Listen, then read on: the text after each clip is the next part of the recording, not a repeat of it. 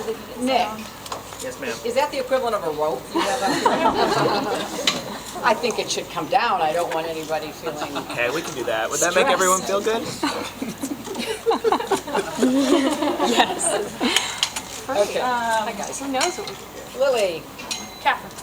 Senator, obviously Bernie Sanders has been doing big events here in Iowa, really rising in the polls. Wondering how you're feeling about the growing momentum he's seeing here, and what you're going to be doing in Iowa about that. Well, I'm doing exactly what I want to do in Iowa. We've been in the campaign a little less than 3 months. It will be 3 months on Sunday. And I am having the opportunity to meet with and listen to Iowans across the state and find out what's on their minds, find out what they're worried about, what they're hoping for. And I think that's the strongest base on which to build a good campaign heading toward the caucuses.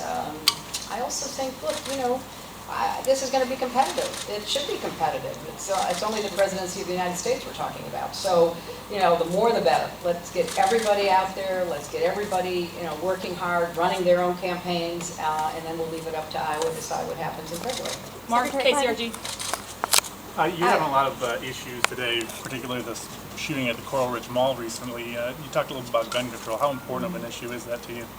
It's important. It's been important to me for a long time because I think there is a very clear path to protecting the rights of gun owners and following the Second Amendment while doing more to keep guns out of the hands of people that should not have them. And I feel very strongly about that. To me, it's a critical safety issue, and we've seen too many mass shootings in our country, and we've seen too many of the kind of tragedies that you had here just last month. So I am strongly supporting it and hoping that we can make some progress on this issue. Jen Epstein.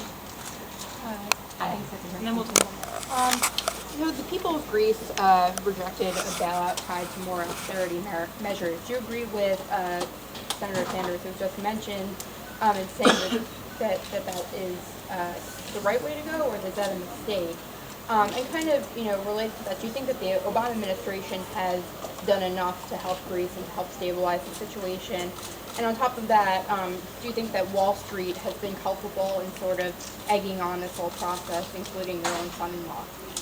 Well, let me answer it this way. I think what's happened in Greece is a tragedy. Their gross national product has dropped by 25%. They have youth unemployment over 50%. People are suffering. Pensioners are really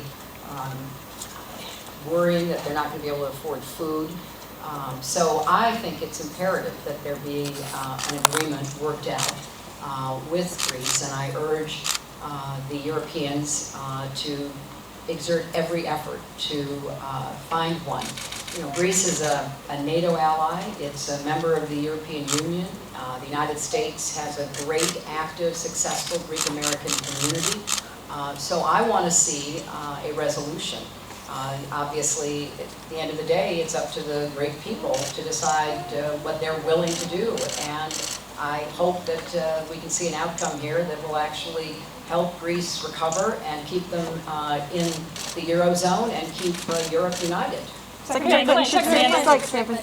You said in New Hampshire that China was hacking into everything that doesn't move in America, including government systems. How should the United States retaliate? Well, I think first of all, we have to face up to the fact that we have a serious problem.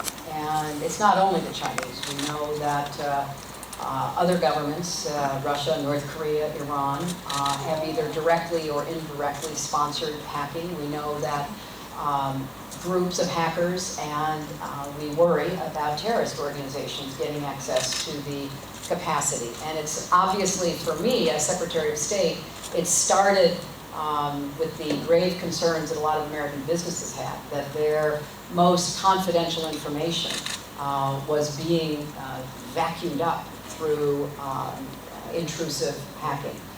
So I think, number one, the United States, both our government and the private sector, have to recognize this is a serious threat. It's a serious threat to our commercial interests, to our intelligence interests, to our strategic interests. We've been trying to get a good plan going forward. We're making a little bit of progress on that in the Congress. It's, for me, not enough. It doesn't go far enough to try to have better coordination between the public and the private sector.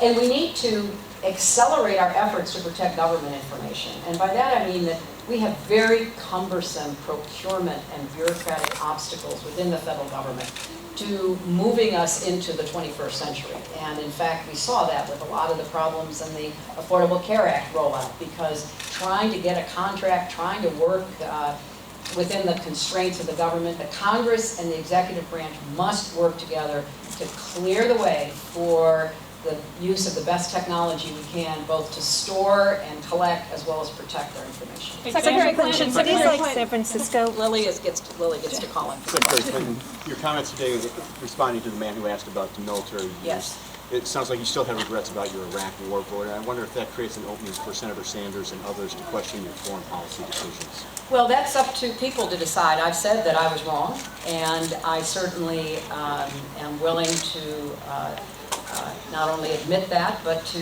point out that I think working with the Obama administration, we did exercise the kind of smart power that I think needs to be the hallmark of our security policy.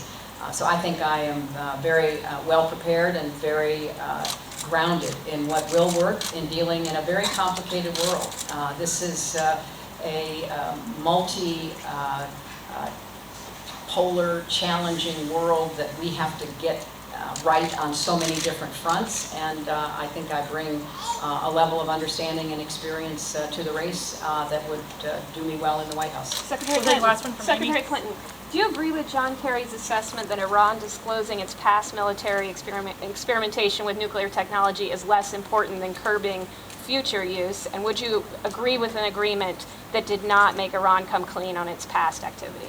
You know, Amy, I don't think it's useful for me to publicly comment right now on what the negotiations are attempting to resolve. I think I've been very clear that we must never permit Iran to have a nuclear weapon. I am very proud of the role I've played in building the coalition and the sanctions that brought Iran to the negotiating table. But there are a number of issues that are critically important.